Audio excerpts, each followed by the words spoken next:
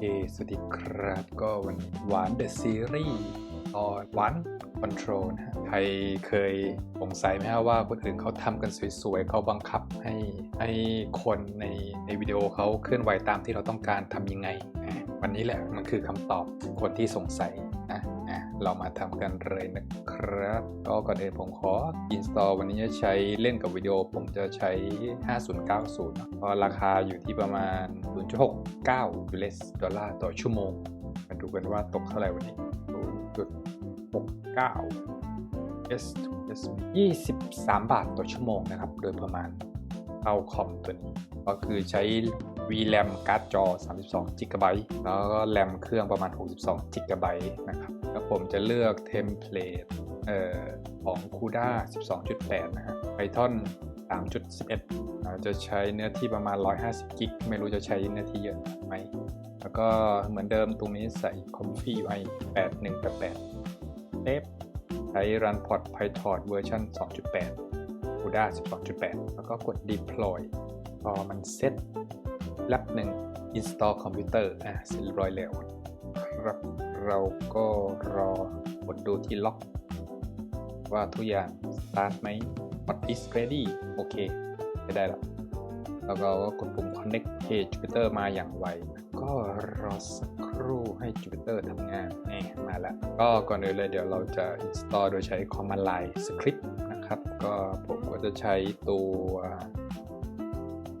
installer RTX 50 ตัวนี้ที่เคยแนะนำนะครับก็สามารถไปดาวน์โหลดได้จากไฟล์สคริปต์ใน Learn to Run ของผมใครที่ยังไม่มีก็มาสามารถดาวน์โหลดได้ในนี้นะจากหน้าบ้านของผม Learn to Comfy UI ครับกดไฟล์สคริปต์แล้วก็มาผมก็จะ install ไปที่ Jupyter ก่อนจะ install ด้วยสคริปต์นี้เราต้องสร้าง virtual environment เสมอก่อนนั้นเลยผมจะพิมพ์คำว่า python mdn เอาชื่อง่ายๆเลยวีชื่อแบบไม่ต้องคิดมากตอนนี้เสร็จเรียบร้อยเราจะพิมพ์คำว่า source bin activate bash แล้วตอนนี้มันจะทำการโคลน Comfy UI โคลน Custom Manager ต่างๆมาให้เราสักครู่ซึ่งอย่างที่เกริ่นก่อนหน้านี้ครับวันนี้เราจะทำเรื่องหวาน Control หรือพูดง่ายๆ Control Net เดี๋ยวเกริ่นให้ดูระหว่างที่รอก็หวานฟันในกลุ่มของ Developer ของ Alibaba เขา Develop โมเดลตัวนี้มาให้เราใช้งานก็คือมันคืออะไรหลักๆก็คือเหมือนเอาไว้ใช้ควบคุมการกริยาท่าทางของเรากึ่งเป็นวิดีโอทูวิดีโอแหละไอตัวนี้จริงๆว่าง่ายๆนะเดี๋ยววันนี้เราทำอันนี้กันโดยใช้ Control Net Control Net เมื่อเข้ามาเสร็จแล้วกดภาษาอังกฤษก็ได้เพื่ออ่านแล้วลงมาล่างๆเขาจะมีตัวอย่างให้ดูนิดหน่อยซึ่งหลักๆเขาจะมี2เวอร์ชันตัวเต็ม14 บิลเลียนไฟล์เขาจะใหญ่เดี๋ยวเราจะใช้แค่ตัวเล็ก 1.3 บิลเลียนมันคืออะไรหลักๆก็คือเราสามารถควบคุมภาพคนภาพการเคลื่อนไหวต่างๆได้โดยใช้สิ่งที่เรียกว่า Control Net อย่างนี้อันนี้มันคือ Open Pose หรือกลางปลาว่าง่ายๆใช้พวก Line Art แบบนี้ใช้ Depth Map แบบนี้มาเป็นเหมือนโครงแล้วก็เราจะเจนภาพทับโครงพวกนั้นไปแล้วหน้าตาจะเป็นยังไงก็แล้วแต่เราจะพร้อมอะไรก็ว่ากันไปเนาะเสร็จเรียบร้อยเราจะเข้า CD Comfy UI Python UI ก็ขีด LST ตัดใช้เวลาแป๊บเดียวในการ install ไม่นานง่ายมากๆโอเคเสร็จเรียบร้อยพอมันขึ้น IP address แบบนี้แสดงว่าใช้งานได้แล้วเราก็กระโดดไปที่หน้า Runport ซึ่งเรากดปุ่มนี้เลยก็ได้กดจิ้มจึ๊กได้ละโอเคนะฮะก็พอเราเปิดinstall มาใหม่ๆมันจะหน้าตาประมาณนี้มีกล่อง pop up เด้งขึ้นมาแล้วก็ไปตรงหน้าวิดีโอซึ่งณวันนี้ผมใช้ตัวล่าสุดของ 0.37 ของ Comfy UI นะเพื่อนๆจะเห็นว่ามันอัปเดตหวาน Waste Exclusive หวาน Waste Image หวาน Waste นู่นนี่นั่นเพิ่มเข้ามานะ Waste คืออะไร Waste มันเป็นอีกหนึ่งเวอร์ชันที่เขา modify ทำให้วิดีโอมันเร็วขึ้นในการเจนนะแต่ว่าหลักๆเราวันนี้ผมจะพาเพื่อนมาเล่น workflow อันนี้ก่อนซึ่งเป็นเหมือนตัวพื้นฐานเพราะว่ามันไม่มีอะไรให้ยุ่งยากซับซ้อนนะสำหรับคนใหม่จะได้เข้าใจนะจะกดอันนี้หวาน Control Net ปึ้งเขาให้มันจะมี pop up นู่นนี่นั่นซึ่งก่อนอื่นเลยเราต้องไปดาวน์โหลดโมเดลต่างๆก็เหมือนเดิมนะครับจะไปที่Custom Manager ไปที่โมเดลนี่ครับโมเดล Manager ซึ่งวันนี้เพื่อนๆสังเกตว่าผมใช้เวอร์ชัน 0.36 อันเวอร์ชันล่าสุดของณวันนี้ที่ผมอัดคลิปเราเข้าไปโมเดลพิมพ์เขาว่าหวานในช่องเซิร์ชแล้วลงมาล่างๆเราจะดาวน์โหลดพวกตัวคลิปต่างๆเพื่อเอาไว้ใช้เป็นโมเดลในการทำให้หวาน Control Net มันทำงานได้ส่วนตัวผมไม่แน่ใจว่าอันนี้มันต่างกันมากไหมแต่ผมก็ใช้ตัว 16 ไปก่อนเพราะว่าเดี๋ยวเราจะดาวน์โหลดตัวเต็มจาก Alibaba แต่เวอร์ชัน 1.3 นะตัวเล็กผมจะใช้16 FP16 อันนี้แต่เดี๋ยวผมจะไปดาวน์โหลดตัวเล็กของตัวใหญ่ เรียกว่า FP8 ที่ใจคนนี้เขาได้ทำการดัดแปลงตัวเต็มนะฮะเพราะว่าถ้าเพื่อนๆสังเกตตัวเต็มของหวาน Control ไฟล์มันเริ่มเทิมเลย40 กว่าจิกะไบต์หรือ30 จิกะไบต์จำหวาน Control 14นะ47 จิกะไบต์ รับรองว่าแรมไม่พอแรมถ้าเกิดเราเครื่องแบบไม่สุดๆไม่น่าจะไหวนะวันนี้ผมจะใช้แค่นี้ก็พอละหวานเวอร์ชันเนี่ย 1.3 บิลเลียนกับตัว 14 บิลเลียนผมจะไปใช้ของเว็บขี้ใจคนนี้นะเพราะว่าของเขาเหมือนบีบอัดมาให้เหลือแค่16 จิกะไบต์ก็พอละส่วนเรื่อง Control Net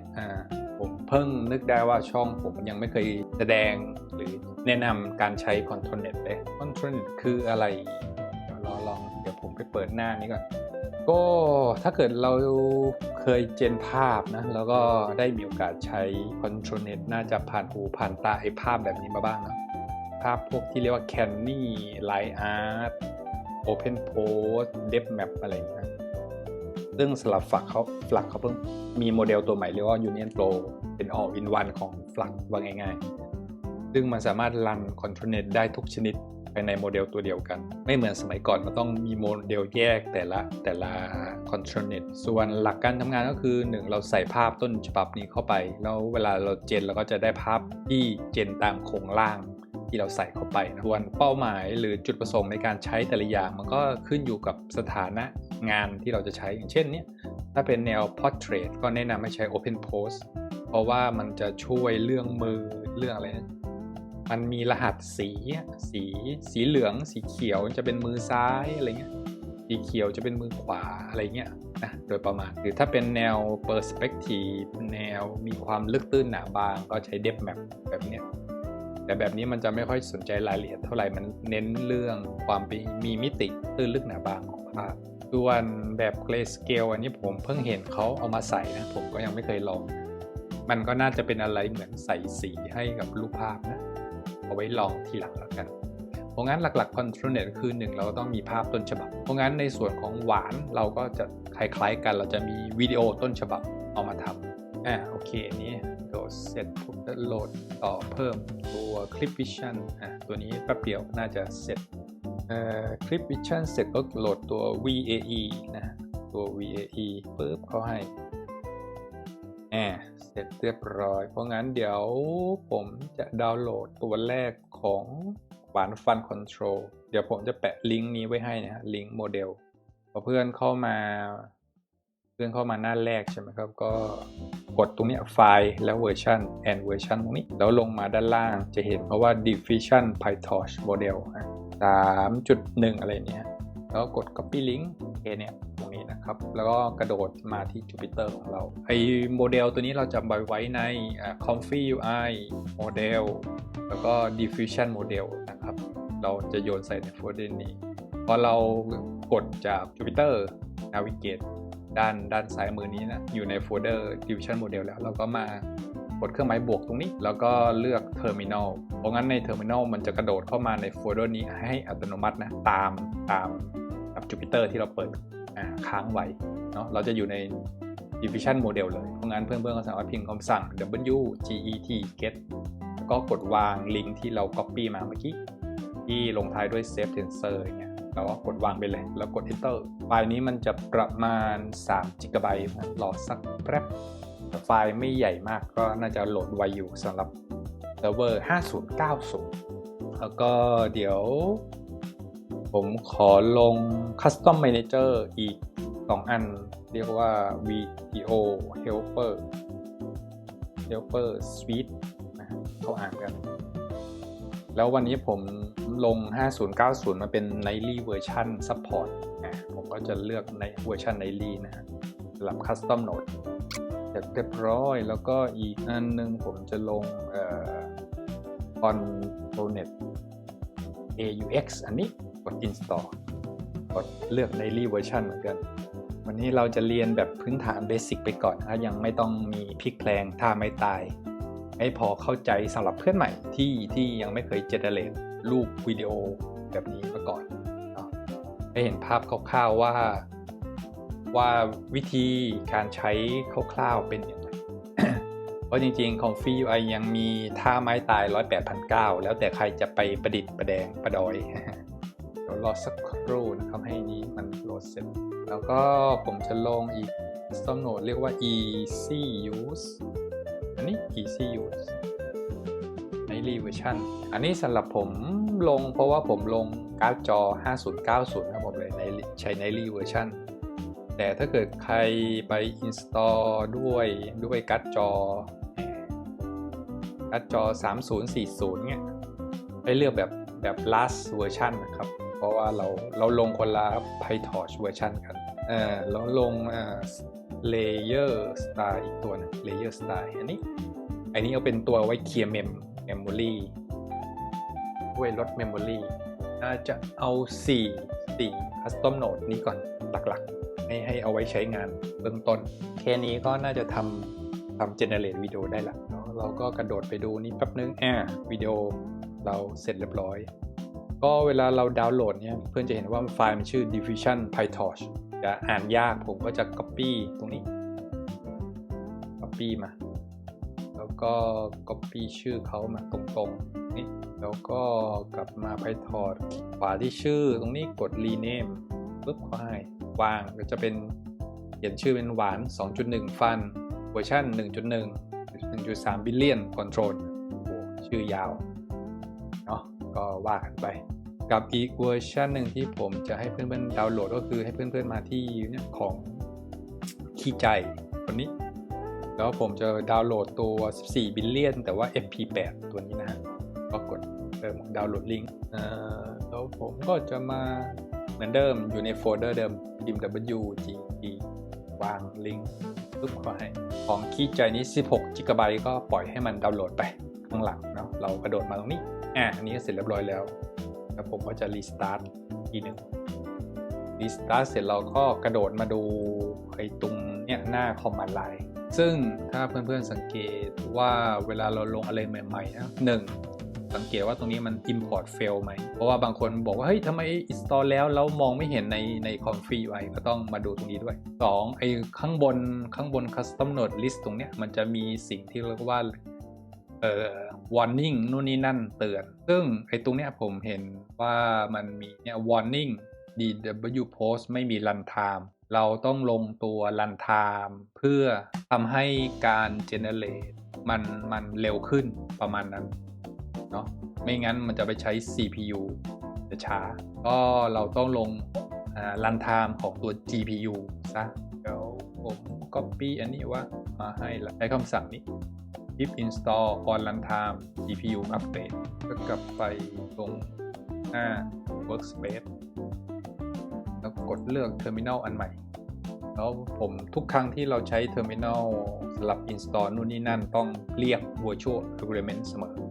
ถ้าเกิดเปิด terminal ใหม่นะ source virtual element bin activate มันซะเราต้องมีไอ้สัญลักษณ์แบบนี้ไว้เสมอก็คือ virtual element ที่เราตั้งไว้แล้วก็ถึงจะ install pip install ได้ไม่งั้นเดี๋ยวมันจะไปทะเลาะกับglobal environment ข้างนอก พิมพ์คำสั่งเนี่ย pip install on runtime GPU upgrade ซึ่งเขาให้มันจะทำการอัปเกรดให้เรา installing on runtime successfully โอเคเราได้ on runtime เวอร์ชัน 1.22 นะน่าจะเป็นเวอร์ชันล่าสุดแล้ว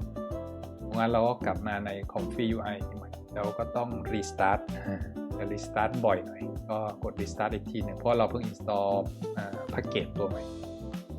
แล้วเหมือนเดิมก็มาเชเวฟหน้า command line last layer cannot import guide filter โอเคนี้ไม่เป็นไรนี้ไม่ค่อยสำคัญกับเราตอนนี้ยังไม่ต้องแก้ก็ได้ปล่อยไปเพราะเราไม่ใช้พอเรา restart เสร็จผมก็จะมา refresh หน้าจออีกทีหนึ่งเห็นนะครับน่าจะโอเคละตอนนี้มันก็เตือนนู่นนี่นั่นว่ามันไม่มีโมเดลแต่ว่าจริงๆเราก็ดาวน์โหลดมาแล้วแหละก็โอเคนะก็เดี๋ยวเราจะเรียกใช้โมเดลตัวที่เราดาวน์โหลดก็คือหวาน 1.3 ตัวนี้เนี่ยของ Alibaba แล้วก็เราจะใช้ตัว 16 ตัวนี้ FP16 ที่เราเพิ่งดาวน์โหลดมาแล้วก็หวาน VAE อันนี้ทุกครั้งนะพอเรา install template ใหม่ให้มากดแบบนี้ทุกครั้งให้มันเรียกใช้งานได้เนาะก็มี4โมเดลสำหรับหวาน 1 2 3 4นี่พอเพื่อนใหม่เปิดมาอย่างนี้อาจจะตกใจโหอะไรเนี่ยเยอะแยะมากมายนะเป็น เขาเรียกอะไรเป็นเส้นสปาเกตตี้เยอะแยะเนาะเดี๋ยวผมจะมาแงะให้เพื่อนๆดูว่าแต่ละส่วนมันใช้งานยังอันนี้ปุ๊บเขาให้นี้ขยายมานี้แยกลงมาข้างล่างก่อนก็หลักๆถ้าเพื่อนๆได้มีโอกาสได้ฟังเอพิโซดที่5นะผมก็เคยสอนไว้แล้วแหละหรือไม่ได้สอนก็คือเกริ่นคร่าวๆให้ฟังว่าการต่อ config UI หลักๆมันมีอยู่3ส่วน4ส่วนประมาณนะก็คือมีโมเดลมีคลิปแล้วก็มี VAE หรือส่วนที่4ก็คือ latent ก็ถ้าเกิดไปที่ learn to config UI นะฮะหน้านี้ของผมที่ผมเคยแชร์ไว้แล้วลงมาประมาณเอพิโซดที่5อันนี้ผมก็เขียนเป็นบทความเล็กๆสั้นๆสำหรับใครที่อยากสนใจจะอ่านเพิ่มเติมก็หลักๆไอ้เจ้า stable diffusion เนี่ยมันประกอบไปด้วย3ส่วนหลักก็คือมีคลิปมี unit ก็คือตัวโมเดลแล้วก็ VAE นะตัว encode นู่นนี่นั่นเพราะงั้นหลักการทำงานของมันคือมันจะเอา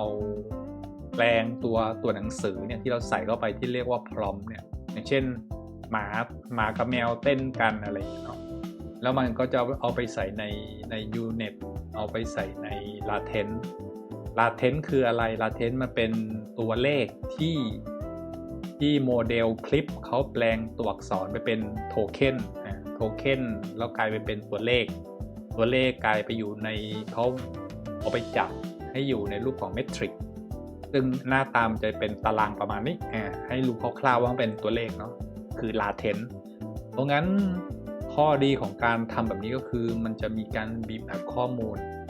โดยใช้การคำนวณทางคณิตศาสตร์บางอย่างทางสถิติเยอะแยะมากมาย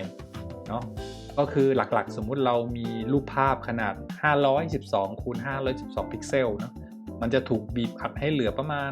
60กว่าพิกเซลเงี้ยเนาะเพราะงั้นเวลารูปภาพมันเล็กลงที่ประมาณ60เนาะก็เล็กเป็น10เท่าเลยมันจะทำให้เกิดการคำนวณทางคณิตศาสตร์เร็วขึ้นแล้วก็ VAE เขาจะมีหน้าที่คอยเหมือน encode ก็คือคอยถอนรหัสแล้วก็ใส่รหัสอะไรพวกนี้แหละให้มันทำงานได้เต็มที่นะนั่นคือหน้าที่ของ VAE เพราะงั้นหลักๆโครงสร้างของ Stable Diffusion ก็คือมี3อย่างนี้เป็นหลักส่วน Latent ก็คือมันทำงานเป็นตัวเลขอยู่ข้างหลังในรูปของ Matrix ให้รู้คร่าวๆแค่นี้ก็พอเนาะเพราะงั้นทุกครั้งที่เพื่อนๆมาดูที่ K-Sampler นี่นะ K-Sampler สัญลักษณ์สีม่วงมันจะให้เป็นสีของโมเดลสีเหลืองจะเป็นสีของคลิปหรือ prompt สีชมพูจะเป็นพวก latent พวกตัวเลขอะไรเงี้ยที่เขาบีบอัดเข้ามาแล้วก็ส่วนสุดท้ายคือสีแดงก็คือ VAE ตัวเข้ารหัสถอนรหัสซึ่งตัวง่ายสุดก็คือ VAE มันไม่มีโหนดอะไรยุ่งยากมากมายนักมันทำหน้าที่ของมันในตัวได้เต็มที่โดยไม่ต้องยุ่งกับใครมากมายตัว VAE ส่วนตัวหลักๆที่เราจะใช้กันบ่อยๆคือตัวโมเดลกับตัวคลิปเนาะเพราะงั้นคลิป คลิปมันจะทำงานกับพร้อมเห็นไหมพอมันโยงจากคลิปโมเดลคลิปเนี่ย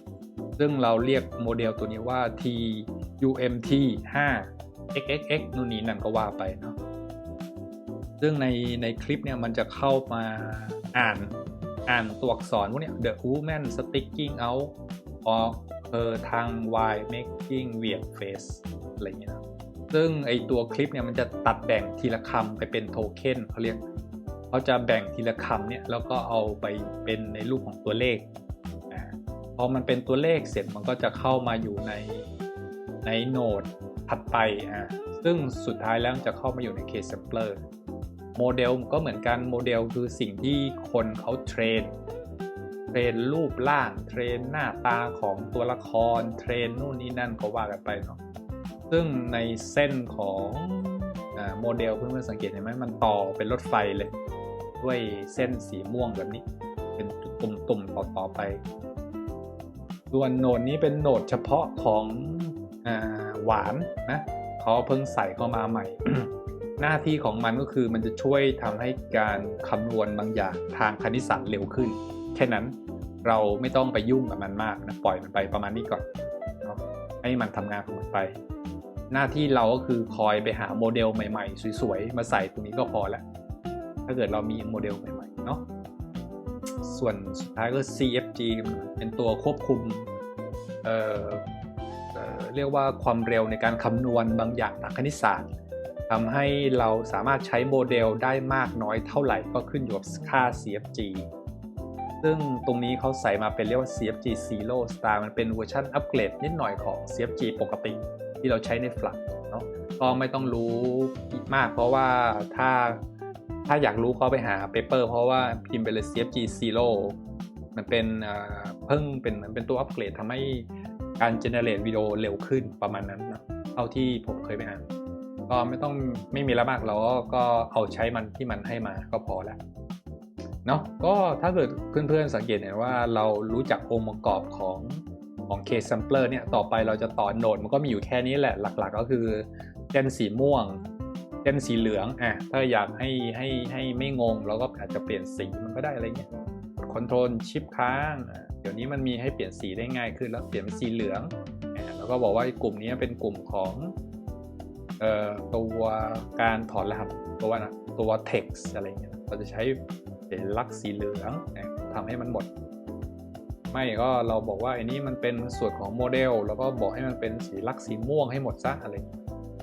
กดคอนโทรลค้างเปลี่ยนสีมันให้หมดเป็นสีม่วงทุกอย่างก็จะม่วงหมดเลยอะไรเงี้ยเนาะเราจะได้รู้ว่ากลุ่มนี้เป็นสีม่วงเป็นโมเดลกลุ่มนี้เป็น text ส่วนอีกกลุ่มสุดท้ายมันเป็นกลุ่มของเรียกว่า latent ถ้าใครใน Flux จะมี empty นะ empty latent empty latent image ประมาณนี้มันคืออะไรก็คือสมมติเราไม่มีรูปภาพเราจะมีเรียกว่ารูปภาพว่างๆอยู่ในรูปของพิกเซลก็คือ เหมือนกับการกำหนดขนาดของมิติรูปภาพเราจะทำงานที่512คูณ512เนี่ยแล้วมันก็จะส่งสัญญาณมิติ512เข้าไปในCase Sampler อีกทีเนาะแต่ว่าถ้าเกิดเรามีมิติรูปภาพอยู่แล้วเนาะเดี๋ยวผมจะทดลองโหลดรูปมาสักอันหนึ่งเนาะให้เพื่อนๆเห็นผมจะเอารูปนี้นะมาเป็นโมเดลวันนี้ผมโหลดเข้าไปปุ๊บเขาให้ถ้าเพื่อนๆสังเกตนะถ้าเกิดเรามีรูปภาพแบบต้นฉบับอยู่แล้วที่เป็นเหมือนตัวแบบเราจะมีเนี่ยมิติของรูปแต่ละอันก็คือมีจำนวนกว้างคูณยาว576คูณ1024อะไรประมาณนี้ซึ่งมันก็จะส่งค่ามิติของกว้างคูณยาวเข้าไปใน Case Sampler ซึ่งมันจะทำให้ขอบเขตการทำงานของ Case Sampler มันจะรู้จักกันเนาะว่าเราเล่นกับภาพขนาดเท่านี้ซึ่งเราก็ต้องรู้ด้วยว่าโมเดลเนี่ยที่เราใช้งานอย่างเช่นหวาน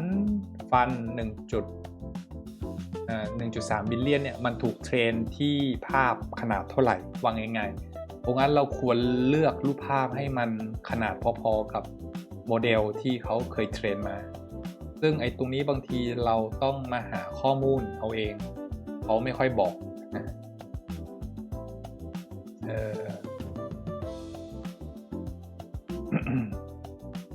ทีเขาก็บอกแหละแต่ว่าเขาบอกในเชิง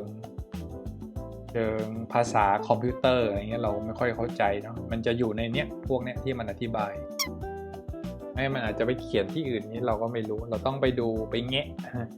หรือไม่บางทีมันจะอยู่ในโค้ดของเขาในโค้ดพวกเนี้ยบางทีผมก็มานั่งดูทีละไฟล์พวกเนี้ย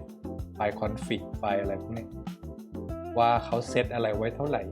จะได้รู้คร่าวๆว่าเขาใช้ค่าอะไรเท่าไหร่ไม่เป็นไรช่างมันเอาเป็นว่าหวานเราจะใช้รูปขนาดประมาณ512ก็พอต่ำไปประมาณนั้นหรือ480ขนาดรูปแบบที่เราใช้กันก่อนหน้านี้เหมือนกันขนาด 480p ว่าง่ายๆ 480p resolution เราจะใช้เนี่ย584 × 480โดยประมาณเนาะนั่นคือรูปที่เราจะใช้เจนวิดีโอของหวานโดยประมาณเขาจะใช้น่าจะเท่าที่เราใช้กันก็เวิร์กโอเคนะก็หลักๆก็คือไอตัวกลุ่มเนี่ยมันจะเป็นกลุ่มที่เราจะให้เป็นต้นแบบรูปภาพต้นแบบของ ControlNet เพราะงั้นเดี๋ยวก่อนจะเริ่มผมจะเกริ่นนิดหน่อยworkflow ของ ControlNet แบบง่ายๆเลยสมมติเดี๋ยวผม copy รูปนี้มาแล้วก็เราจะใช้ตัว Open Post DW Post ดีกว่า Estimator อันนี้มันใช้ดีกว่าเยอะแล้วกด Preview ปึ๊บก็ให้เราแค่นี้เลย workflow ของ ControlNet แล้วลองกด Gen ดูหน้าที่ของเขาคือเขาจะอ่านรูปภาพเนี่ยต้นฉบับแล้วเขาจะมาสร้างเป็นโครงร่างก้างปลาให้เราเห็นไหมประมาณนี้เพราะงั้นเราจะได้รูปที่เป็นโครงร่างหน้าตาประมาณนี้เนาะซึ่งถ้าเพื่อนๆสังเกตเห็นไหมมืออะไรนี้มันจะไม่ค่อยชัดเพราะว่ามือมันอยู่ในกระเป๋ากางเกงนี่นะเดี๋ยวลองหารูปใหม่ก่อน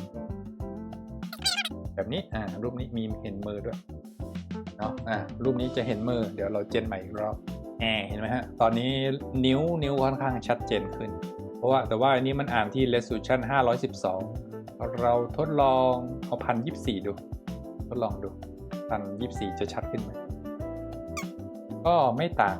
แสดงว่าขนาดไม่มีผลอะไรมากแล้วที่เหลือคือโมเดลต่างๆพวกนี้เพื่อนๆมาทดลองเปลี่ยนดูโมเดลบางตัวมันอาจจะช่วยทำให้รายละเอียดตรงนี้มันดีขึ้นพยายามสังเกตหน้าจุดพวกนี้จุดหน้าจุดมือนี่มันดูชัดขึ้นไหมส่วนโมเดลพวกนี้จริงๆมันก็มีงานวิจัยอีกมากมายเลยถ้าเกิดเราได้อ่านเราจะได้รู้ว่าเราต้องใช้อันไหนดีที่สุดแต่ถ้าเกิดเราไม่ได้อ่านไม่ได้แล้วเราก็ทดลองทุกอันไปก่อนดูอันไหนที่มันให้รายละเอียดนะส่วนวิธีอ่านOpen Post แบบนี้ก็คือถ้าเพื่อนๆเห็นไหมมือซ้ายกับมือขวาสีจะคนละสีนั่นมันเป็นเหตุผลว่าทำไมเอาไว้ใช้กับ Portrait ดีเพราะว่ามันจะเวลาเจนรูปตัวโมเดลอย่างเช่น Flux เนี่ยมันจะได้รู้ว่าไอ้สีนี้นะมันสลับมือ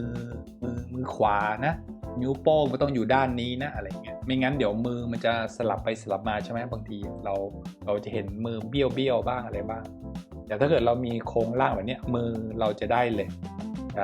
จะได้ตามโครงร่างที่เขากำหนดไว้ให้แบบนี้อันนี้ลอง enable ดูมันทำอะไรได้บ้างอะไรเป็นก้างปลาอ้วนอะไรอย่างนี้นะถ้าเกิดใครไม่ชอบให้มันอ้วนอาจจะไม่ต้องไปเปิดมันประมาณนี้ดูใหญ่เทอะทะก็โมเดลพวกนี้ต้องลองนะฮะผมก็ไม่รู้เหมือนกันว่าอะไรดีที่สุดก็ดูว่าอันไหนที่มันให้โครงร่างเหมือนกับต้นฉบับมากที่สุดนั่นแหละคือดีที่สุดสำหรับรูปนั้นๆเนาะอาจจะเปลี่ยนไปเรื่อยๆเนาะประมาณนี้แล้วก็อีกอันนึงที่จะใช้วันนี้คือตัว Depth ตัว all in one ตัวนี้ก็ได้ P-processor หน้าที่เขาคือจะสร้าง Depth map แล้วก็ Preview เนาะเราจะเลือก P-processor ตัวที่ใน Search นี่ก็ DEP Depth ซึ่ง Depth มันจะมีอีกหลายยี่ห้อเลยที่ยี่ห้อที่เราใช้บ่อยๆน่าจะโซอะไรที่ผมใช้บ่อย24ให้เหมือนกันเลยแล้วลองเจนดูก็เหมือนกันนะเขาก็จะอ่านรูปต้นฉบับแล้วอันนี้มันจะเป็นการสร้าง depth map ให้เราอะไรประมาณนี้เนาะแต่ว่าถ้าสังเกตดีๆมิติของสีดำก็คือของที่อยู่ไกลสีขาวคือของที่อยู่ใกล้อะไรอย่างเงี้ย ไม่ถ้าเกิดเราไม่ชอบอันนี้เราอาจจะทดลอง dep อีกอันหนึ่ง dep dep anything v2 ลองดูทดลองดูอะไรที่มันให้ความมีมิติมากที่สุดในตรงนี้ก็ใช้อันนั้นทดลองดูไปก่อนรู้สึกว่า dep นี้มันดูให้มิติตรงนี้ดีกว่านะผมว่านะดูชัดขึ้นก็คือผมจะใช้อันนี้แล้วกัน dep anything v2 หรือไม่ก็เพื่อนๆไปทดลองอื่นๆดูก็ได้ dep นู่นนี่นั่นนะลองไปทดลองดูอีกอันนึงเป็น Light Art ก็ได้พวก Canny ลากออกมา Preview แล้วเลือก Canny จะมี2อันให้เลือกเราทดลองสักอันนึงกดเจนดูโอเค Canny รู้สึกเร็วนะส่วนใหญ่เวลาเจนเพราะงั้นมันก็จะดีตรงที่ถ้าเกิดเราเจนด้วย Canny มันจะมีรายละเอียดเหมือนต้นฉบับซะส่วนใหญ่เพราะงั้นเวลาเจนเขาแนะนำให้ใช้ Image อีกอันนึง Image Blend อันนี้มันจะเป็นการเอา2ภาพมารวมกันผมจะใช้ตัว Open Post กับ Depth Map มารวมกันทดลองดูงั้นเราจะมีเวอร์ชันอันนี้เดี๋ยวอันนี้ผมไม่ใช้วันนี้ผมจะใช้2อันนี้รวมกันเพราะงั้นเราจะใช้แบบเวอร์ชันที่เอา2อย่างนี้มารวมกันจะได้ร่างอันนี้โอเค V2 เนี่ยดูมันมีมิติของตื้นลึกหนาบางดีสุดแล้วเท่าที่สังเกตนะงั้นเดี๋ยววันนี้ผมจะใช้ Dep Anything V2 กับตัว Open Post โอเคกลับมานี่อันหลักเพราะงั้นเดี๋ยวผมจะแก้ workflow นิดหน่อยเนาะจากที่เรียนบทก่อนหน้านี้เนาะ VAE ตัว decode ผมจะใช้ VAE tile ก็ให้เอามาใส่ได้แต่ลบไปแล้วก็ VA นี้มาต่อแทนแล้วก็เวลาเซฟผมจะใช้ Video Combine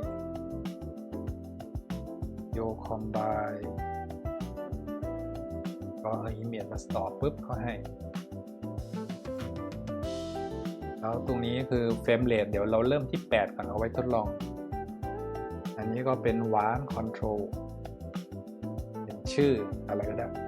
แต่ว่าอันนี้ต้องเปลี่ยนเป็น264เอาไว้เซฟเป็นไฟล์ mp4 แล้วก็อันนี้เป็นกลุ่ม Processor เดี๋ยวเราจะอัปเดตหน่อยนึงผมจะเปลี่ยนเป็นวิดีโออัปโหลดวิดีโอโหลดวิดีโออัปโหลดอันนี้ซึ่งผมก็ได้เตรียมรูปนักเต้นเอาไว้แล้วนี่เนาะเดี๋ยวผมก็จะไปมาใส่ในนี้แทนเป็น dance เนาะเป็นไฟล์ตัวอย่างอันนี้จะไม่ใช้อันนี้จะไม่ใช้เราก็จะใช้ไอตัวที่เราอันนี้เราใช้ all in one กับตัว open post อันนี้มาเดี๋ยวทดลองกันก็อันนี้คือส่วนโน้ตในนี้นะฮะอัปโหลดวิดีโอเนี่ยโน้ตถ้าเพื่อนๆสังเกตมันจะบอกเฟรมเรทต้นฉบับอันนี้คือ30เฟรม per second แล้วก็จำนวนเฟรมทั้งหมดในการสร้างวิดีโอเนี่ยมันมีรูปภาพซ้อนมันอยู่ประมาณ447รูปเพราะงั้นสมมติเราจะทำเป็นแบบ8เฟรม per second แล้วก็ใส่ไปเห็นไหมจำนวนรูปมันจะเหลือแค่119รูปแต่ถ้าเกิดเราจะทำแค่2วิเราจะใช้แค่รูปประมาณ16รูปแรกอะไรประมาณนั้นเราจะใส่ไปประมาณ16เพราะงั้นเราจะแคปเจอร์แค่2วินาทีเพื่อเป็นการทดสอบกันที่เหลือก็เอา Image มาต่อกับ Image แบบเหมือนเดิมแล้วก็เอานี้มาต่อกับ Image Blend เอามารวมกันให้มันเป็นสร้าง Control Net แล้วตรงนี้ผมจะต่อกับตัว Preview ใช้ Video Combine เอาเป็นตัว Preview อันนี้ไว้ด้วยแล้วก็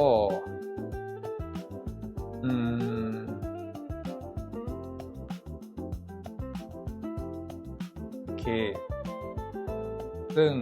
เห็นไหมอันนี้เราจะมีโหนดใหม่เรียกว่าหวานฟันคอนโทรลเนาะอันนี้เหมือนเป็นตัวควบคุมหวานคอนโทรลให้ทำงานได้อารมณ์เหมือน Control Net Apply เพราะงั้นตรงนี้เราก็จะลากอันนี้จาก Image Blend อันนี้มาใส่ใน Control Net เนาะเพราะงั้นนี่คือกลุ่ม Control Net ทั้งหมดส่วนอันนี้ผมจะเอาไว้ใช้แค่ Preview ไอ้ Control Net ก้างปลาเวลามันเจนมาแล้วส่วนนี้เป็นภาพต้นฉบับส่วน Clip Vision ก็คล้ายๆกับตัว Clip Text อันนี้ Define หน้าที่ของ Clip Vision ก็คือมันเป็นตัวถอดรหัสรูปภาพ Vision แปลว่าการมองเห็นเนาะ Encode ก็คือการใส่รหัส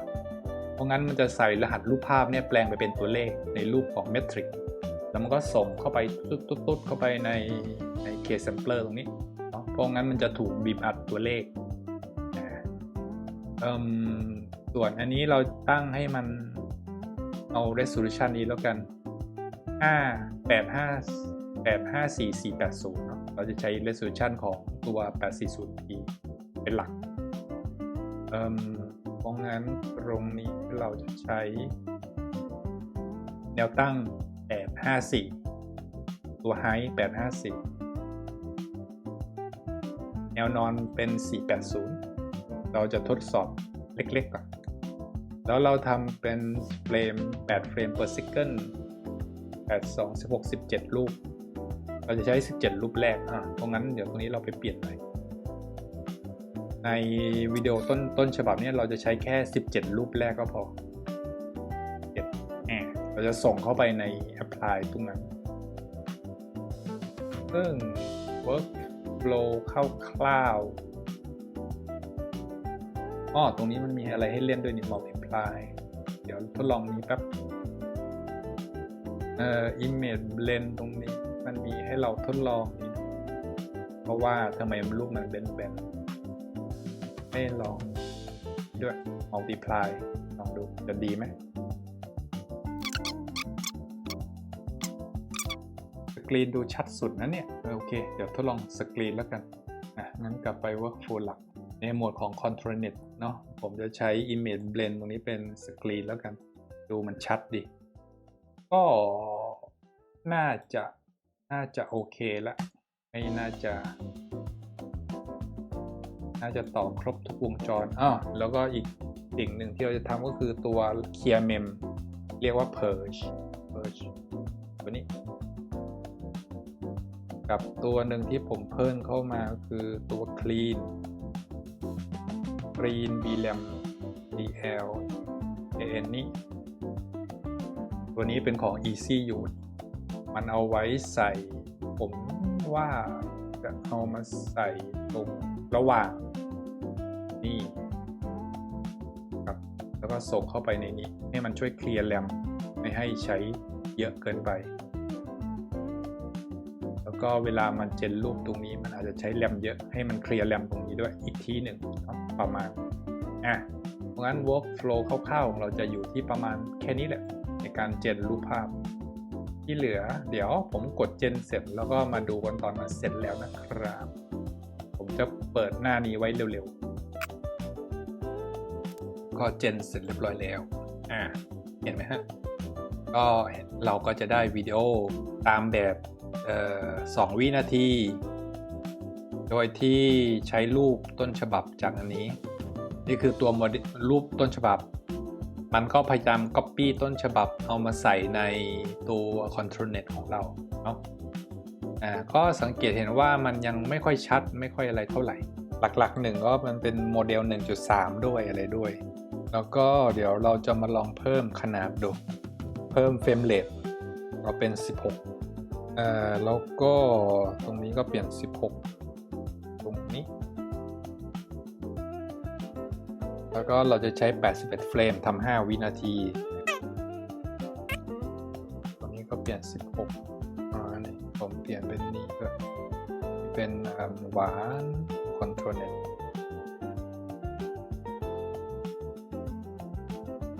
ภาพต้นฉบับประมาณนี้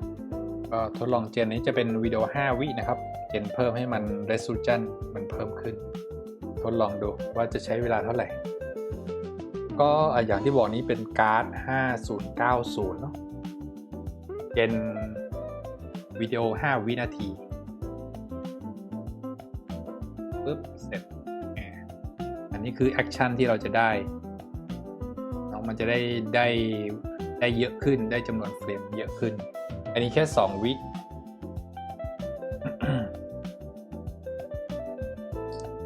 โอเคก็ใช้เวลาประมาณ34 วินาทีนะครับในการเจนวิดีโอ5 วินาทีสำหรับการ์ด5090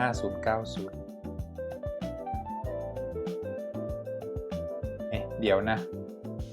ตรงนี้ลืมต้องเปลี่ยนนี่เป็น81ด้วยเล้งลืมไปเพราะว่าทำไมมันเต้นแค่2 วิเอาใหม่เจนเพิ่มอันนี้เรายังไม่ได้ใส่ T cache เลยนะครับ ก็ถ้าเกิดใส่ T cache น่าจะเร็วกว่านี้เยอะก็อันนี้ผมใช้การ์ด5090 RAM VRAM 32 กิก RAM เครื่อง62 กิก RAM 62เมื่อกี้เราเจน16 fps 81 เฟรมหรือเท่ากับ5 วินาทีวิดีโอ5 เซกจะใช้เวลาในการเจนประมาณเท่าไหร่แล้วก็อันนี้ใช้จำนวนสเต็ปก็ default ที่เขาให้มาคือ20 DFG 6นะฮะเรายังไม่ได้แต่งค่าอะไรพวกนี้เพิ่มด้วยให้รู้20 สเต็ปแล้วก็พร้อมเรายังไม่ได้เปลี่ยนพร้อมเลย เพราะว่าทำไมมันแลบลิ้นด้วย โอเคเราควรเปลี่ยนพร้อมให้เป็นตามรูปนี้ด้วยนะครับโอเคนะฮะก็เดี๋ยวเราจะมาเปลี่ยนพร้อมด้วยลืมไม่ได้เปลี่ยนก็เดี๋ยวผมจะโยนรูป reference เอาไปใส่ใน ChatGPT นะฮะเดี๋ยวใช้รูปสีแดงอันนี้ก็แล้วกันน้องใส่เสื้อกล้ามแล้วก็เราจะอัปโหลดใส่นี่ใหม่โอเคนะครับก็เราก็จะเอารูปนี้มาแทนเพราะงั้นสำคัญคือเราต้องอธิบายพร้อมด้วยไม่งั้นมันจะเพี้ยนแล้วภาพมันจะออกมาไม่ค่อยสวยก็อันนี้คือพร้อมอันนี้เดี๋ยวพร้อมนี้เป็นพร้อมรูปภาพเดี๋ยวผมต้องมาแก้นิดหน่อยก็มันก็อธิบายเป็นสไตล์ Young Asian Standing Confident ผมจะเปลี่ยน Standing เป็น Dancing Dance Confident in front of red background wearing yellow ตึ๊ดอันนี้มันก็บรรยายการใส่เสื้อผ้าเปลี่ยนแค่ Standing เป็น Dancing แค่นี้นะเพราะงั้นมันจะทำให้1เราจะสร้าง Character แบบนี้แล้วให้มาเต้นแบบนี้ประมาณนั้นหรืออาจจะเพิ่มเข้าไปหน่อยใส่ตีไข่ใส่เข้าไปก็คือเป็น Women Sexy Dance ประมาณใส่เข้าไปซึ่งน่าจะโอเคแล้วเราลองมาเจนกันใหม่นะครับก็เมื่อกี้ใช้เวลาประมาณ105 วินาที105 วินาทีในการเจนรูปภาพเจนวิดีโอ5 วิการ์ดจอ5090นะครับเจน5 วิใช้เวลาประมาณ105 วินาทีก็ตกเกือบ2 นาทีโดยประมาณแต่ว่าอันนี้ยังไม่ได้ใช้ T cache ด้วยเดี๋ยวเรามาทดลอง T cache อีกด้วยดูว่าจะช่วยได้เยอะไหมก็นี่ฮะหลักๆการทำก็จะแค่นี้เองไม่มีอะไรเลยนะฮะคือว่าเราจะมีวิดีโอต้นฉบับนี่แล้วก็เรามีภาพต้นฉบับมันก็จะมายัดใส่รวมกันให้มันเป็นแนวนี้ทำเป็นเต้นทำเป็นอะไรเพราะงั้นเราจะทำคลิปทำอะไรก็ต่อไปเราก็สามารถหา reference ได้เหมือนกันแต่เงานี้เพี้ยนนะเนี่ย เงามีเงา2 เส้นอันหนึ่งน่ามาจากอันนี้ต้นฉบับอีกเงาหนึ่งน่าจะมาจากตัวคอนโทรเน็ต มันเลยมีรวม2 เงาอันนี้แก้พร้อมใหม่ละโอเคดู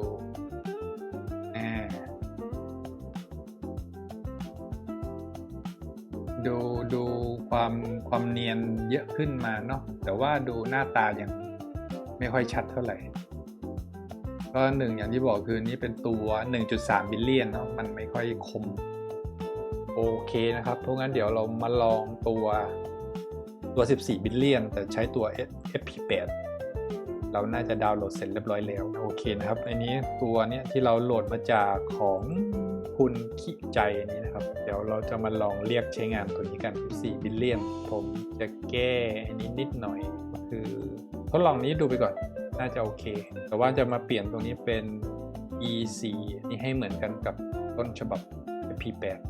นั่นเองจริงๆอยากจะเปลี่ยนนี้เป็น FP8 ด้วยแต่ว่าทดลองนี้ดูไปก่อนนะฮะน่าจะเวิร์กก็ทุกอย่างเหมือนเดิมเจนเหมือนเดิมอันนี้เป็นตัว 1.3 บิลเลียนนะครับแล้วนี่จะเป็น14 บิลเลียนแต่ว่า FP8 ซึ่งทุกอย่างจะใช้เหมือนเดิมการเซตมาลองดูว่าจะใช้เวลาเท่าไหร่ในการเจนอันนี้ขึ้นมาเป็น20 วิน่าจะนานอยู่งั้นเดี๋ยวผมตัดภาพไปตอนที่มันเสร็จเลยแล้วกันนะครับ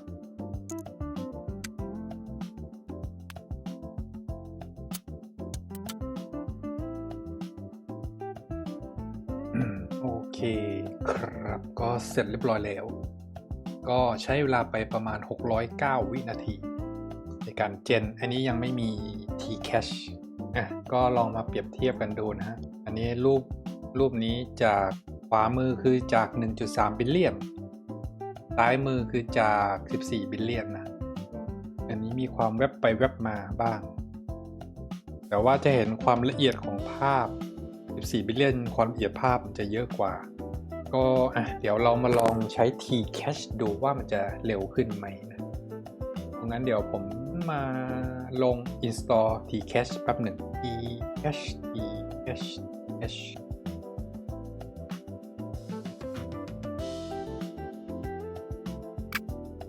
โอเคครับก็เราจะลองต่อ T-Cache ก็คือเหมือนเดิมจะใช้สูตร T-Cache แล้วก็ตามด้วย compile model ผมจะต่อตรงๆกับโมเดลลองดูจะได้ไหมก็เอามาใส่กับตรงนี้ประมาณนี้นะเพราะงั้นมันจะเป็นรถไฟยาวๆเลยไม่เวิร์กเดี๋ยวก็มาดูกันอีกทีก็อันนี้จะเลือกของหวาน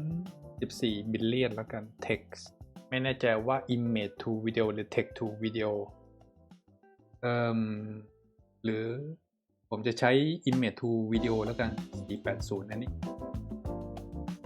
ได้อื่นจะไม่เปลี่ยนแปลงปล่อยมันไปนะฮะก็ลองดูกันว่าความเร็วจะเท่าไหร่เจนเหมือนเดิมไม่เปลี่ยนแปลงก็เก็บไว้ดูโอเคครับก็ มันเร็วขึ้นแต่ภาพแตกอย่างแรงมันยังมี T-Cache อีกอย่างหนึ่งก็คือของ AJ Note รู้สึก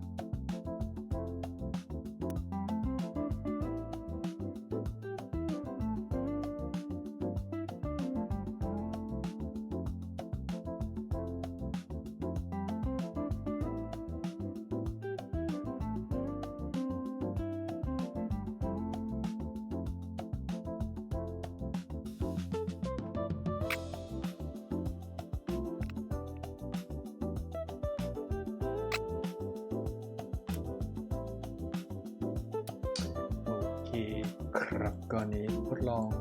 T-Cache นะวิธีต่อก็จะต่อจากโมเดลแต่ว่าผมทดลองนู่นนี่นั่นแล้วรู้สึกว่าโนดเนี่ยมัน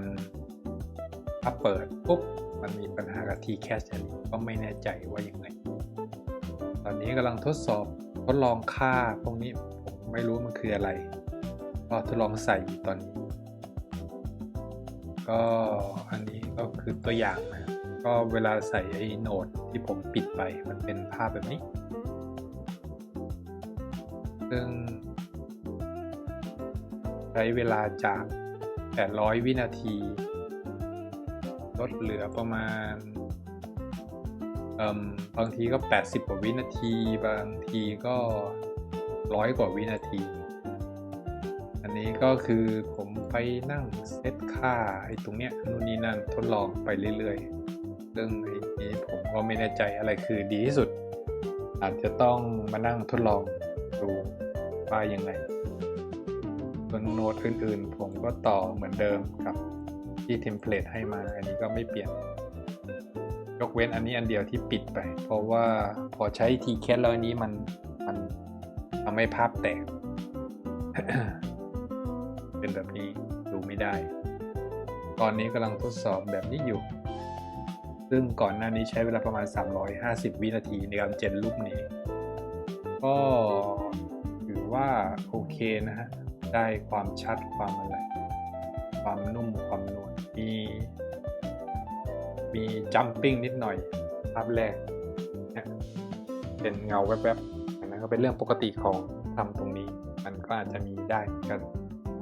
แต่เงาอะไรท่าเต้นมันก็ตามกับ Control Net ทุกอย่างเนาะ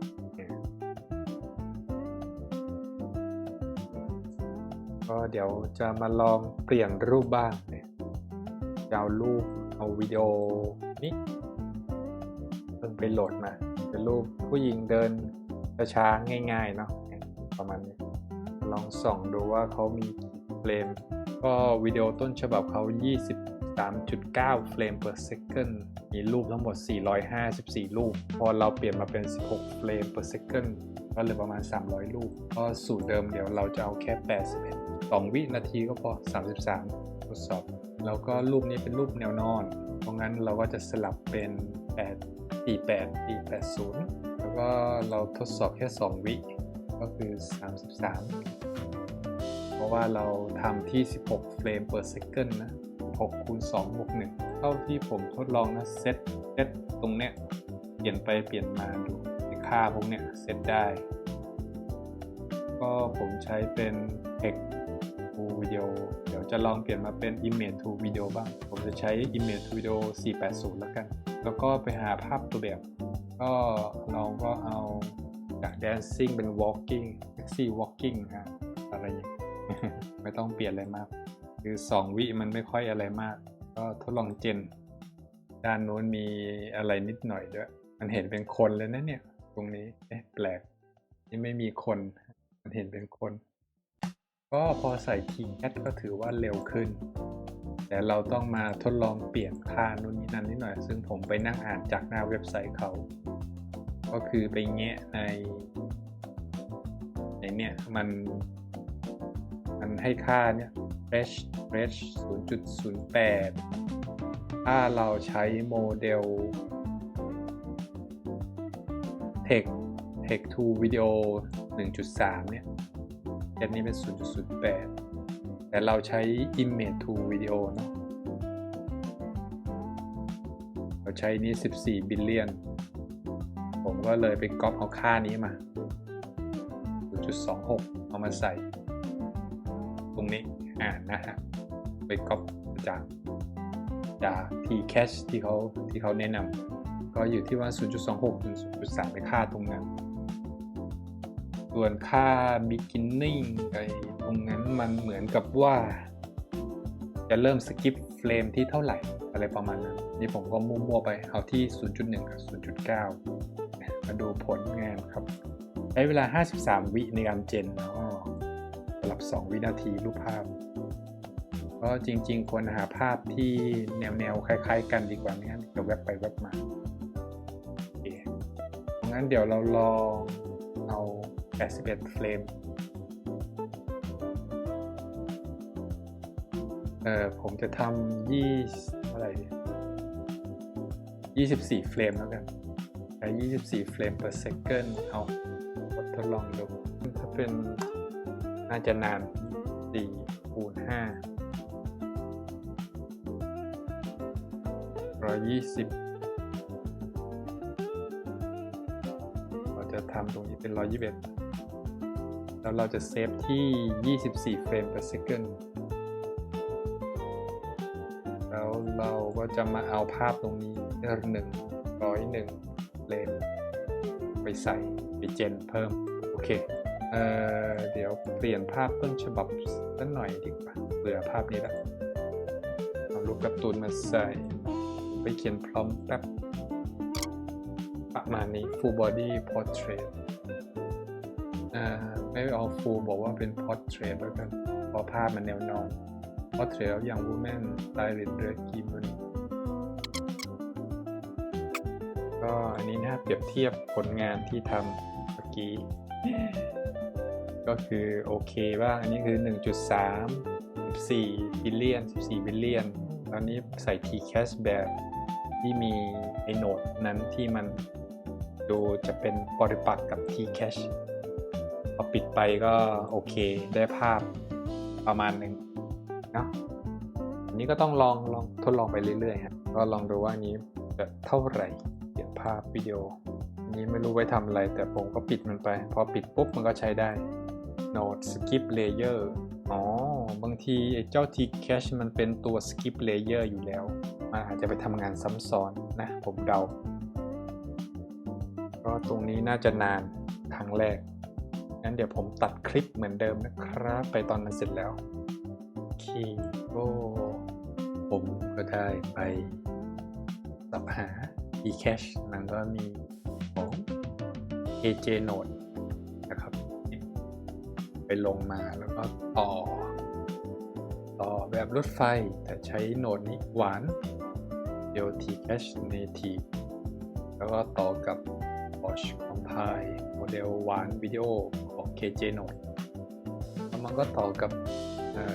Pad Stake Attention KJ Node และก็สุดท้ายก็ Patch Model Patcher Order เพื่อนๆก็เซตประมาณนี้นะครับตามนี้ 0.27 0.11 Upload Disk ไว้14 บิลเลียนคือตอนนี้เราใช้ตัวโมเดล14 บิลเลียนผมก็เลือก14 บิลเลียนส่วนอันนี้ผมใช้ค่า default ที่เขาไว้อยู่แล้วอันนี้ผมเปลี่ยนเป็น auto แต่ว่าอันนี้ state attention พอรันครั้งแรกมันจะเตือนว่าไม่มีโมเดล state เพื่อนก็ไป pip install state attention อันนี้นะใช้ตัวนี้มันจะเตือนว่าไม่มีโมเดลตัวนี้ตอนรันครั้งแรกผมก็เลย copy ชื่อมันแล้วมา pip install แค่นั้นแต่อย่าลืม install ใน virtual environment แล้วก็อันนี้ก็ต่ออันนี้ไม่มีอะไรใช้ค่า default ของเขาแล้วก็มาต่อกับโมเดล S3 อันนี้ผม skip ไม่ได้ใช้แล้วต่อกับ CFG Zero Star แล้วเข้าไปใน assembler กับประมาณคือรู้สึกว่าอันนี้มันบางทีมันชอบค้างคือมันจำภาพเก่าไอ้เจ้า Tcache เนี่ยประมาณนั้นแล้วก็ผลจากการเจนก็คือผมเจนที่5 วินาที81 เฟรมเนาะก็จะได้รูปประมาณนี้เป็นผู้หญิงทัดผมนั่งอยู่ในสวนก็ภาพต้นฉบับก็คือภาพนี้เดี๋ยวตอนนี้ผมกำลังจะเปลี่ยนเป็นภาพหินอ่อนลองดูว่ามันจะทำได้ไหมลองกันดูนะครับA portrait of ผมจะเปลี่ยนเป็นmarble เรียกอะไร marble woman ประมาณนั้นลองดูว่ามันจะทำให้ได้ไหมเป็นรูปปั้น รูปปั้นทัดหูแล้วผมใช้ตัวโหนดอีกอันนึงเสริมเข้ามาคือตัว remove background ก็ไม่มีอะไรคือไม่อยากให้มันมี background มากวนใจเวลาเอาไปใส่ในนี้ส่วน Tcache อันนี้ก็คือปกติถ้าเกิดไม่มี Tcache มันวิ่งอยู่ที่ประมาณ800 วินาทีแต่พอใส่ Tcache นี้มันจะอยู่ที่ประมาณ120 ถึง 200 วินาทีในการเจนก็คือก็ทำให้เร็วขึ้นพอตัวแค่มาเปลี่ยนพร้อมอะไรให้มันตรงกับรูปต้นฉบับรูปอ้างอิงที่เราจะใช้นะก็ใช้ที่6 เฟรม per second ใช้81 เฟรมแรกก็คือนี้วิดีโอต้นฉบับผมเปลี่ยนมาเป็นผู้หญิงทัดหูแบบนี้ก็เอามาทำเป็นcontrol net แบบนี้เราจะได้แล้วก็พอเจนออกมานี้ตอนแรกนี่สั่งเป็นภาพผู้หญิงทั่วไปนั่งอยู่ในสวนแต่ว่ารูปต้นฉบับเห็นไหมนั่งอยู่ในครัวเราก็คือต้องใช้พร้อมไปแก้พร้อมมันน่าจะขึ้นอยู่กับค่าเนี่ย CFG อะไรพวกนี้ด้วยถ้าเกิดเราอยากให้พร้อมมันมีค่าน้ำหนักมากน้อยเท่าไหร่ก็เอา6ตามที่เขาเซตมาให้ตั้งแต่แรกแต่ถ้าเกิดรู้สึกว่าพร้อมของเรามันไม่ค่อยออกอาจจะเพิ่มเป็น7-8เลยลองดูอันนี้มาดูสาวพินอ่อน จะทัดหูได้ไหมอยากทดลอง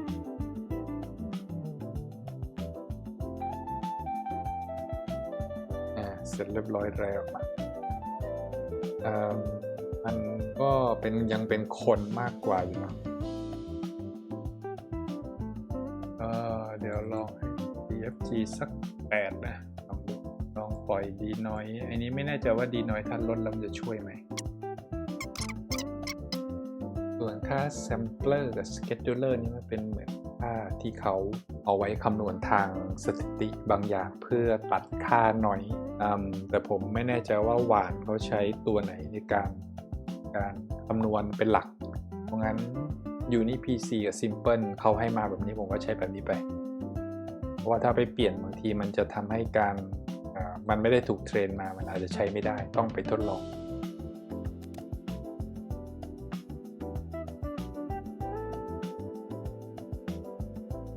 โอเคนะครับก็สาวเสื้อส้มเนาะมันก็จะได้สไตล์ของสาวเสื้อส้มใส่เข้ามาในตัว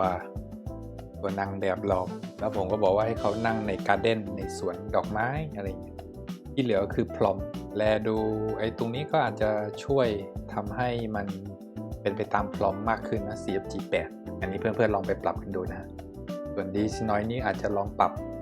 ถ้าเกิดไม่อยากให้เหมือนพรอมมากเกินไปอยากให้มันจินตนาการให้ AI มันจินตนาการให้อาจจะลดเหลือสัก 0.6 0.7 อะไรเงี้ยถ้าเกิดภาพมันแตกก็มาไว้ที่1ซะอะไรเงี้ยก็ลองปรับดูค่าตรงนี้กับค่า CFG ส่วนค่า eCache ตรงนี้ผมก็เดี๋ยว Custom Node นี้เดี๋ยวผมจะโยนไปไว้ใน Learn to Config UI ของผมฮะก็จะโยนเอาไว้ในหมวด Workflow ตรงนี้เดี๋ยวผมจะโยนไว้ให้ในนี้เพื่อนๆสามารถมาดูได้ก็ถ้าเกิดใครตามไม่ทันหรืองงๆแต่จริงๆก็คือนี่ก็คือเทมเพลตจากConfig UI ที่เขามีไว้อยู่แล้วผมแค่เอามาแงะให้มันทำงานได้ดีขึ้นง่ายขึ้นเนาะก็ไม่มีอะไรก็หลักๆโหนดที่ผมใส่เพิ่มเข้ามาก็ไอ้นี้ตัว Remove Background เพิ่มเข้ามาแล้วก็ใน Remove Background จะเตือนให้เพื่อนๆไปโหลดโมเดลนะฮะโมเดลมันจะอยู่ในนี่ฮะใน Custom ของ Last Layer Style ให้เราสร้างโฟลเดอร์ชื่อเนี่ยสร้างโฟลเดอร์ชื่อนี้แล้วผมก็ไปดาวน์โหลดโมเดลมาจากที่นี่ไอเนี้ย AI RGB เนาะผมก็เดี๋ยวผมทิ้งลิงก์อะไรพวกนี้ไว้ให้เนาะโอเคเพื่อนจะได้มาดาวน์โหลดกันได้ก็ใช้คำสั่ง pip install นี้ลิงก์ข้อมูลนี้ไว้ให้ใน description จะได้เอามา copy ได้เลยถ้าเกิดใครใช้ custom node ตามที่ผมลงประมาณนี้เนาะก็โดยหลักๆ custom node ที่ ใช้วันนี้ก็จะมีControlNet Last Layer Style Easy Use KJ Node Video Helper แล้วก็ Tcache ก็คิดว่าวันนี้ก็เพื่อนๆน่าจะได้เห็นวิธีการตอนโหนดคร่าวๆจากเทมเพลตของหวาน ControlNet Video ก็เดี๋ยวคราวหน้าเราคงมาต่อพาร์ทสุดท้ายของซีรีส์ตรงนี้เป็น InPaint นะให้เพื่อนๆได้ดูวิธีการทำ InPaint น่าจะไม่ยากอะไรแล้วเราจะไปต่อด้วย Waste กันต่อไปนะครับอาทิตย์หน้าน่าจะได้มีโอกาสได้อัดวิดีโอพวกนี้โอเคนะครับก็หวังว่าเพื่อนๆจะได้ เรียนรู้อะไรบ้างจากเอพิโซดนี้นะครับก็ถ้ามีปัญหาอะไรก็คอมเมนต์ทิ้งไว้ได้เลยเนาะก็ไว้เจอกันคราวหน้านะครับบ๊ายบายคุณพี่คะ ดูจบแล้วกด Subscribe ไลค์ คอมเมนต์ เป็นกำลังใจหนูด้วยนะ